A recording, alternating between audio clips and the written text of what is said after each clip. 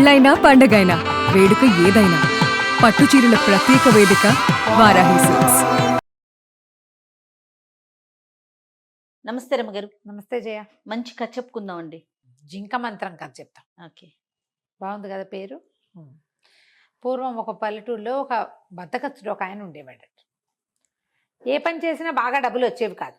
పని చేయాలి, డబ్బు కావాలంటే పని చేయొద్దు. ఎవరికి మాత్రం ఎవరైనాను అంతేగా, అంతే కదా. ఈ పొట్ట నిండదు. పైగా ఏమిటో చీత్కారాలు, వాళ్ళు వీళ్ళు గసురు కొట్టాలు పెడితే ఎవరి దగ్గరైనా పని చేస్తే వాళ్ళ గొప్ప కింద వీడికి పడి ఉండాలి. విసుగు పుట్టేసింది. అయితే ఏమైందట, ఓసారి ఎవరో ఒక సన్యాసిని చూశాడు ఆయన. ఆ సన్యాసికి చాలా మర్యాద గౌరవం లభిస్తున్నాయి. ఎవరింటికైనా వెళ్తే వాళ్ళు చక్కగా భోజనం పెడతారు. హాయిగా ఉంటాడు. ఇల్లు లేదు, వాకిల్ లేదు, గోల్ లేదు, ఎవరి పంచనైనా పడుకోవచ్చు. వాళ్ళు మర్యాదగా చూస్తారు. ఇది బాగుంది, బైరాగి వేషం వేద్దామని ఆయన బైరాగి వేషం వేసుకున్నాడు. బట్టతల ఇప్పుడు సమస్య కాదు. ఎటువంటి నొప్పి లేకుండా శ్రీరూప్ కాస్మెటిక్ క్లినిక్ లో హెయిర్ ట్రాన్స్ప్లాంటేషన్. ఖర్చు లేకుండా బతికేయటం కోసం ఏ పని చేయక్కర్లా. ఇల్లు వాకిళ్ళు సామాన్లు వ్యవహారాలు ఏమీ లేవు. ఊరూరా తిరుగుతుంటే ప్రయాణాలు అవుతాయి. బైరాగి సన్యాసి గారని ఎవరో ఒకళ్ళు ఎక్కించుకుంటారు. ఏ బండికి డబ్బులు ఇవ్వక్కర్లా, సన్యాసి కాబట్టి. ఏ పడవకి డబ్బులు ఇవ్వక్కర్లా. ఇవన్నీ ఆలోచించుకుని బైరాగి వేషం, చాలా బెనిఫిట్స్ ఉన్నాయి. సన్యాసి వేషంలో చాలా బెనిఫిట్స్ ఉన్నాయని ఓ బైరాగి వేషం వేసుకున్నాడు. అది తిరుగుతూ ఉండేవాడు. అయితే ఓ పల్లెటూళ్ళలో ఒక రామయ్య భీమయ్య అని ఒక ఆయన ఉండేవాడు. ఒక ఊళ్ళో, ఈయన వెళ్ళిన ఊళ్ళో. ఆయనకి ఏమనిపించింది, ఆయన ఇలాంటి వాడే కానీ కొంచెం పనిమంతుడే పాపం. ఈ బైరాగ్ గారు వెంటపడ్డాడు.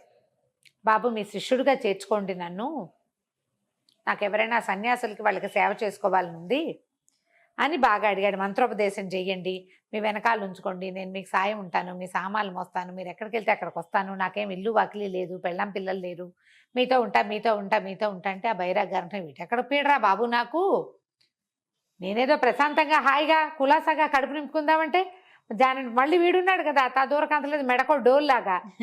మళ్ళీ ఈ డోల్ని నేను ఎక్కడ తీసుకెళ్తానండి, అబ్బాయి నాతో ఉంచుకోను, ఎవరిని నేను శిష్యుల్ని మెయింటైన్ చేసే అలవాట్లేదు, నీకు మంత్రం చెప్తానన్నాడు. సరే మంత్రం చెప్పమన్నాడు. మంత్రం ఏం మంత్రం చెప్పాలి, ఈయనకే ఏమీ రాదు.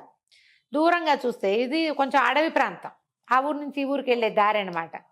ఇంకో ఊరు వెళ్తున్నాడు ఆయన. ఆ దూరంగా ఒక జింక కనపడింది. జింక కనిపించేసరికల్లా ఈయన జింకను చూసి బాగా చూసి, అబ్బాయి జింక ఏం చేస్తుందిరా అన్నాడు. అది అప్పుడే ఏం చేస్తోంది, ఓ చెట్టుకి దగ్గర నిలబడి నడును రుద్దుకుంటోంది. పొట్ట రుద్దుకుని అవి దురద పుడితే ఏం చేస్తాయి, బరగ్గా ఉండే చెట్టుకి వెళ్తాయి, వీపు రుద్దుకుంటోంది బాబు స్వామి అని చెప్పాడు. సరే ఇప్పుడు నువ్వు చూడు, మంత్రం చెప్తా, కళ్ళు మూసుకో అన్నాడు. కళ్ళు మూసుకొని, నువ్వు రుద్దేది నాకెరికే, నువ్వు రుద్దేది నాకెరికే, నువ్వు రుద్దేది నాకెరికే, ఇది 3 సార్లు అను అన్నాడు. వీడు ఈయన ఈ భీమన్న గారు, నువ్వు రుద్దేది నాకెరికే, నువ్వు రుద్దేది నాకెరికే, నువ్వు రుద్దేది నాకెరికే అన్నాడు. ఆ కళ్ళు తెరు, ఇప్పుడు చూడన్నాడు. కళ్ళు తెరిస్తే ఆ జింక వీళ్ళకేసి చూస్తుంది. ఇప్పుడు ఏం చేస్తోంది జింక అని అడిగాడు బైరాగ్ గారు. జింక మన కేసు చూస్తోందండి అన్నాడు. అయితే నువ్వు చూసేది నాకెరికే అని 3 సార్లు అనమన్నాడు. ఈయన ఈ భీమన్న గారు, నువ్వు చూసేది నాకెరికే, నువ్వు చూసేది నాకెరికే, నువ్వు చూసేది నాకెరికే అన్నాడు. 3 అయిపోయినాయి.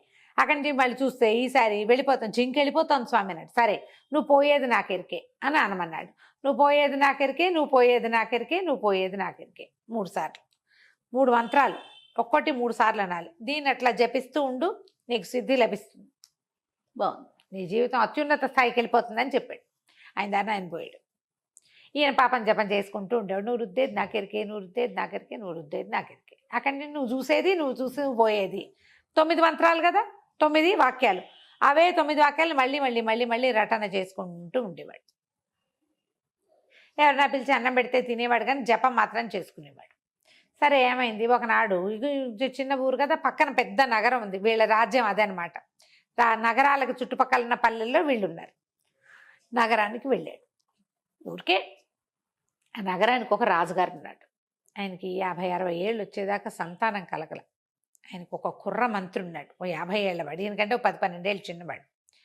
అతను ఏమనుకున్నాడంటే, రాజుగారికి సంతానం కలగదు, రాజ్యం అంతా మన చేతిలో ఉంది, ఈయన తర్వాత ఈ రాజ్యం మన స్వాధీనమై మన కొడుకులకు వస్తుందని నమ్మాడు. ఓకే. అయితే రాజుగారికి 60 వచ్చాక సడన్గా భార్య గర్భవతి అయింది. చిన్న రాణి గారు కుమారుడు కలిగేశాడు. ఈ మంత్రికి చాలా మంటగా ఉంది, ఏం చేయాలో తెలియటల్లా. అయితే ఏమైంది, ఎవరినైనా కూడగట్టుకోవడానికి తన మంత్రాంగం బయటపడుతుందని భయం. సరే రాజుగారికి రోజు క్షవరం చేసే, రోజు కాదు వారానికి ఒకసారి క్షవరం చేయించుకునేవాడు ఆయన, వారానికి 2 సార్లు ఏమో క్షవరం చేయించుకునే మంగల్ని పట్టుకున్నాడు. ఉమ్. ఆ మంగల్ని తన ఇంట్లో అన్ని క్షవరాలకి పిలిచి వాడిని బాగా మేపి, అరే నువ్వు ఒక పని చేయాలిరా, ఈసారి గడ్డం గీసేటప్పుడు ఒక కత్తి ఘాటులాగా రాజుగారి మెడెగర కొట్టే, పొరపాటున జరిగింది, నీకు ఒక జాగీరిస్తాను, నీకేం భయం లేదు, నేను కాపాడుతానని చెప్పాడు. చెప్తే భయపడిపోయాడు మంగళయ్య. బాబోయ్ నేను మీద పడిపోయాడు, చంపేస్తారండి, అంగరక్షకులు ఉంటారు, అంతమంది ఉండరు. పొద్దున్నే షేవింగ్ అప్పుడు ఒకడో ఇద్దరు ఉంటాడు. వీడు ఆస్థాన మంగలి 5 తరాలుగా వాడే మంగలి. బార్బరు ఒకడే ఉంటాడు, మార్చరు సాధారణంగా అవును కదా. వీళ్ళని చాకళ్ళని బార్బర్లు వీళ్ళని మార్చరు, వాళ్ళు రజకులు వాళ్ళే ఉంటారు, వీళ్ళు నాయుళ్ళు కూడా వంశపారంపర్యంగా చేస్తూ ఉంటారు కదా రమ్మగారు. చేస్తూ ఉంటారు. మిగిలిన వాళ్ళు మారినా వీళ్ళిద్దరూ మారేది ఉండదు. స్వర్ణకారులు కూడా పాతకాలంలో సొన్నారులను కూడా మార్చేవాళ్ళు కాదు, అదే కుటుంబంతో అటాచ్మెంట్ ఉండేదన్నమాట. ఓకే. అయితే ఏమైంది, మంగళ తనకు భయం వేసింది చాలా. ఆ జాగీర్ మీద, ఈ రోజువారీ మంత్రి గారు తనకి ఇంటికి పంపించే సంబారాల మీద మంచి ఆసక్తిగా ఉంది. సరే ఒకనాడు దానికి ముహూర్తం పెట్టుకున్నారు వాళ్ళు. ఆ ఒకనాడు ఏమైంది, ఈ భీమన్న గారు అక్కడికి వెళ్ళే నాడైంది. ఓహో. అది అంతఃపురానికి ఒక పక్కన ఇట్లా పంచలాగా ఉంది. అది ఇళ్లలో చేసుకోరు కదా క్షవరాలు, బయట ఒక పంచలాగా ఉంటుంది. ఆ పంచదయలో నిలబడి కత్తి నూరుతున్నాడు ఇతను. రాజుగారు కొంచెం సింపుల్ బట్టలు వేసుకుని తువ్వాలు కప్పుకొని రావాలి, వస్తాడు. ఇంకా ఈ కత్తి నూరుతుంటే ఈయన ఏం చేశాడు, ఈ భీమన్న గారు ఆ దారిలో నడుస్తూ పంచ కొంచెం కాస్త ఎండెక్కుతోందనమాట. ఆ పంచ దగ్గర ఉన్న చెట్ల నీడలో నిలబడి, నువ్వు రుద్దేది నాకెరికే, నువ్వు రుద్దేది నాకెరికే, నువ్వు రుద్దేది నాకెరికే అన్నాడు 3 సార్లు. అనేసరికి గీస్తున్నవాడు ఉలిక్కిపడ్డాడు. ఏంటి ఎవరో అంటున్నారు అని తలకాయ ఎత్తి చూశాడు. చూసేసరికి నుంచున్నాడు కదా, నువ్వు చూసేది నాకెరికే, నువ్వు చూసేది నాకెరికే, నువ్వు చూసేది నాకెరికే అన్నాడు. అనేసరికి అలా భయం వేసింది మంగళకి. అయ్యి బాబోయ్, రుద్దేది చూశాడు, చూసేది చూస్తున్నాడని అక్కడి నుంచి లేచి వెళ్ళిపోయాడు, అవతలకి వెళ్ళిపోయాడు. నువ్వు పోయేది నాకెరికే, నువ్వు పోయేది నాకెరికే అని మళ్ళీ వినపడింది. ఇవన్నీ ఫ్రాక్షన్ ఆఫ్ సెకండ్స్లో జరిగినాయి. అడిలిపోయాడు. అమ్మో ఈయన ఎవరో మహానుభావుడు, ఈయన ఎట్టా ఉన్నాడు అప్పటికి, కొంచెం గడ్డం అది పెరిగి కావిగుడ్డలు కట్టుకుని అట్లాగే చూస్తున్నాడు.